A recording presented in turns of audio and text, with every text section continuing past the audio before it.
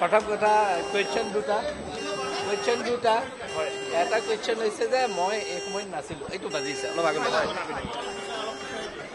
অকণমান আগলৈ আহিবলৈ দিয়কচোন।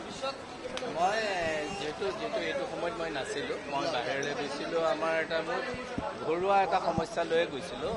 সমস্যা বুলি নকওঁ, ঘৰুৱা এটা ভাল মানে আমাৰ এটা ঘটনা ঘটিছিল। মোৰ পৰিয়ালত মোৰ ছোৱালীয়ে PhD পাইছিল আৰু তাই এডিনবৰা ইউনিভাৰ্চিটিৰ পৰা পাইছিল। মই এনেই তেনেকৈ যাব পৰা নাছিলোঁ আগতে, কিন্তু যিহেতু কনভকেশ্যনটো হ'ব যেতিয়া মই কাইলৈ যাম বুলি কৈছিলোঁ, আমি গৈছিলোঁ, পৰিয়াল গৈছিলোঁ। আৰু আনফৰ্চুনেটলি যোৱাৰ পাছতে মই যোৱাৰ আগতে আমি ইয়াত মই মাননীয় মুখ্যমন্ত্ৰী আৰু স্পীকাৰকো কৈছিলোঁ যে মই কেইটামান দিন মই প্ৰথম পাৰ্টটো মই থাকিব নোৱাৰিম, অসুবিধা এটা হ'ব। আৰু এইখন যিহেতু ফাৰ্ষ্ট এছেম্বলি ছেশ্যন আৰু মই মোৰ 6 নম্বৰ ভোট কৰোঁ এছেম্বলি। তো ফাৰ্ষ্ট এছেম্বলি ছেশ্যনটো ফৰ দ্য নিউ কামাৰ্ছ। প্ৰথমতে এই যিটো সময়ত তেওঁলোকে এছেম্বলিৰ বিষয়ে গম পাব, কেনেকৈ পাব। আগতে ভোট টেকিংহে হৈছিল, ইয়াত গোটেই কথাখিনি এইবাৰ আহিব।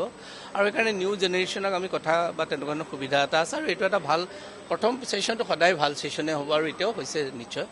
কিন্তু আনফৰ্চুনেটলি মই সেইকাৰণে ইমান ভবা নাছিলোঁ। মই ছেকেণ্ড ফেজটোত থাকিম বুলি ভাবিছিলোঁ, সেইকাৰণে আহিছিলোঁ। কিন্তু যোৰহাটত মই ৰেগুলাৰ ফোনত মই কথা পাতি আছোঁ আমাৰ যিখিনি কৰ্মী আছে, আৰু খুব ভাল ধৰণৰ কৰ্মীয়ে মোৰ লগত আছে। আৰু সেইকাৰণে যোৰহাটত কোনো পাব্লিকৰ কোনো কমপ্লেইন দিয়া নাই। কিন্তু কমপ্লেইন ক'ত হৈছে জানেনে? মোৰ সৌভাগ্য সেইটো ফালৰ পৰা, ভগৱানৰ কৃপা, যোৰহাট সমষ্টিত সেই ঘটনাটো হোৱা নাছিল। কিন্তু কাষৰ যিবিলাক সমষ্টি আছিল, বিশেষকৈ শিৱসাগৰ জিলাৰ যিখিনি সমষ্টি অত্যন্ত দুখ লগা। মই যিটো বুজি পাইছোঁ, কাৰণ মই ফোনত কথা পাতি আছোঁ ৰেগুলাৰ। আৰু মই ইমিডিয়েটলি ঘূৰি আহিবলৈও মোৰ লগত যিটো ফেমিলি মেম্বাৰ আছে, আমি গোটেইকেইটাৰ টিকেটৰ পইচা বহুত বেছি হৈ যায়, ইমিডিয়েট টিকেট পোৱাটো সম্ভৱ নহয়। তথাপি মই চেষ্টা এটা কৰিছিলোঁ, আৰু মই ৰেগুলাৰ কথা পাতি DCৰ লগতো মোৰ সেইটো আছিল। মুখ্যমন্ত্ৰীকো মই খবৰখিনি মই দিছিলোঁ যিখিনি পাৰোঁ। আৰু মই সেইকাৰণে মই দেখিছিলোঁ যে যোৰহাটত প্ৰথম দিনটোত বহুত দিগদাৰ হৈছিল, ছেকেণ্ড দিনটোৰ পৰা আমি ৰিকভাৰ পাইছিলোঁ। আৰু যিখিনি সুবিধা লাগে আমি সেইখিনি চাইছিলোঁ। আৰু সেইকাৰণে মই কালি আহি পাইছোঁ, আজি এছেম্বলিত মই আহিছোঁ। কাৰণ সেইটো এটা ভুল কথা হ'ব একেবাৰে এদিনো নাহিলে। আৰু মই ইতিমধ্যে স্পীকাৰ ডাঙৰীয়াকক এখন মই কালিয়ে চিঠি দিছোঁ আহিয়ে। আৰু তেওঁ নিজে আজি হাউচতেও ক'লে যে আপুনি যাব পাৰে। কাৰণ মই বেয়াও লাগিছে কথাটো, কাৰণ হাউচক মই ভাবিছিলোঁ 5-6 দিন ইয়াত থাকিম, গতিকে দুইফালে আকৌ এইফালেও এটা ওলাব, সিফালৰ পৰা যাওঁতেও ওলাইছে, সেইকাৰণে গৈছোঁ। কিন্তু যোৰহাটত মই এইটোৱে কথা যে প্ৰত্যেকটো আমি তাত কাৰো একো মৃত্যু হোৱা নাই। সেইটো এটা বৰ ডাঙৰ আমাৰ কাৰণে সৌভাগ্য, নহ'লেতো বৰ ডাঙৰ কথা হ'লহেঁতেন। আৰু আমাৰ তাত যিখিনি আছে সেই অঞ্চলকেইটাত ইমান সাংঘাতিক ধৰণে পানীটো মই ভাবিছিলোঁ কেতিয়াবা এনেকুৱা বেকফ্ল' কৰিব পাৰে বুলি, মই এনেকুৱা এটা ডাঙৰ ঘটনা হোৱা বুলি ভবা নাছিলোঁ। পিছদিনা চবৰ পৰা গম পালোঁ। মানুহৰ পৰিয়ালৰ ঘৰ চৰবিলাক অলপ লেতেৰা পেতেৰা হৈছে, যদিও চবেই মানি লৈছে। আৰু আমাৰ গোটেই ভলণ্টিয়াৰখিনি, মই অকলে MLA নহয়। মই যে ইমান দিন একেলগে MLA হৈ আছোঁ ইমান বছৰ, মই এইবাৰনো অহা কথাও নাছিল। কিন্তু যিহেতু দলে এটা ডিৰেকশ্যন দিছে, মোক টিকেট দিছে, দলক মই স্বাৰ্থত মই ডেফিনেটলি মই কণ্টেষ্ট কৰিছিলোঁ এনে এজন ব্যক্তিৰ লগত, যাক লৈ পেলাই বহুতৰ সন্দেহ আছিল যে হিতেন গোস্বামীয়ে পাৰিব জানো, এনেকুৱা ধৰণৰ কয়। মই বাহিৰত কেতিয়াও কথা নকওঁ। মই এইবিলাক কথা মোৰ অপনেণ্টৰ লগতো মই কেতিয়াও আপোনালোকে মই চাহ একাপ খাওঁতো সেইটো ফটো উঠাই দিছে। মইতো কেতিয়াও তেনেকৈ পপুলাৰিটি মই নিবিচাৰোঁ।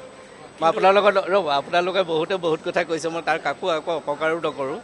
কাৰণ কিছুমান কথা মোৰ লগত ডাইৰেক্ট পাতি ল'ব পাৰে, কাৰণ ফোনটো মাৰিলে মই ধৰোঁ। যিকোনো ৰিপৰ্টাৰে যেতিয়াই তেতিয়া বোলে ফোনটো মাৰিলে মই ক'ব পাৰিম কথাখিনি, কাৰণ ফোনটো মই অ'পন কৰি ৰাখিছিলোঁ। আৰু মোৰ লগত তেনেকৈ কথা পাতিছিলোঁ ৰেগুলাৰ আমাৰ প্ৰশাসনৰ লগত, মোৰ ৰেগুলাৰ পাৰ্টি মানুহৰ লগত মই কথা পাতোঁ, যাতে কাম ভুল নহয়। আনকি পইচা পাতি ক্ষেত্ৰতো মই ধাৰ ল'বলৈও মই দিছোঁ। মানুহ আছে, কিছু ৰিচ মানুহ আছে যোৰহাটত, যাক যথেষ্ট ভাল কামৰ কাৰণে তেওঁলোকে অফাৰ কৰে। ৰিচেণ্টলি 50 লাখ টকা এটা মোক অফাৰ কৰিছে এটা ভাল কাম কৰিবৰ কাৰণে যোৰহাটত, এটা টি প্লেণ্টাৰ পৰিয়ালে। কিয় কৰিব বিচাৰে? যে টকাখিনি সৎ ব্যৱহাৰ হ'ব। গতিকে মই আপোনালোকক এনেই কৈছোঁ যে মই পলিটিচিয়ান, গতিকে মোৰ দোষ গোটেই কিবাকিবি হ'ব পাৰে, কিন্তু মই পৰাপক্ষত এটা দীঘলীয়া জীৱন কটাইছোঁ। গতিকে মই ঠিকে আছোঁ বুলি ভাবোঁ। আৰু আপোনালোকে যিটো হৈছে, মই মানুহখিনিৰ লগত হয়তো মুখামুখি হ'ব পৰা নাই, কিন্তু মই যেতিয়াই ফোন আহিছে মই ফোন ধৰিছোঁ।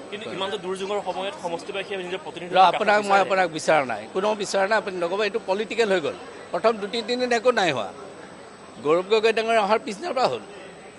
গৌৰৱ ডাঙৰ 2 দিনমান নাছিল, তেওঁ কিবা অসুবিধা হৈছিল, আহিছিল, মই তেওঁক দোষ দিয়া নাই। কিন্তু চিধাই পলিটিকেললৈ গুচি যায়। আৰু এই দুখীয়া এই মানুহখিনিক আমি সহায় কৰিব লাগে। কোনোবা মানুহে কৈছে নেকি আমি একেবাৰে একো পোৱা নাই, আনকি তাত নপোৱা মানুহে মোলৈ ফোন কৰে।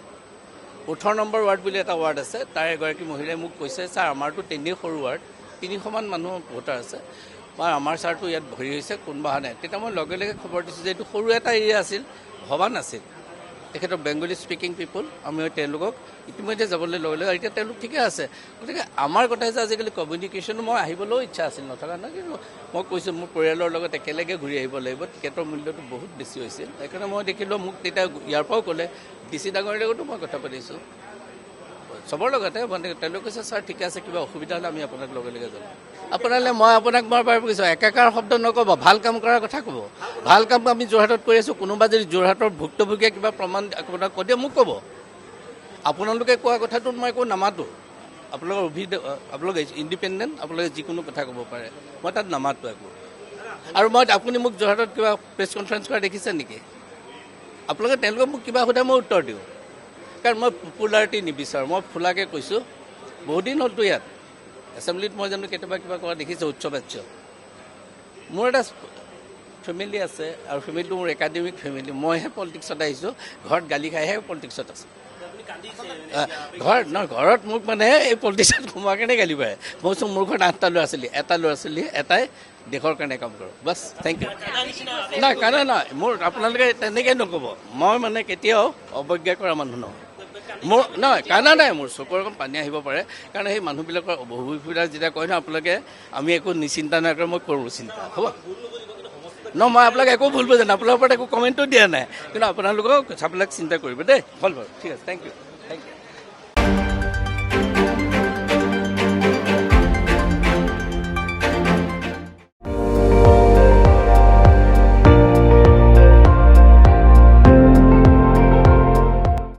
আপুনি চাই আছে ND24, সৰ্বশ্ৰেষ্ঠ নহয়, সৰ্বোত্তমৰ দৌৰ।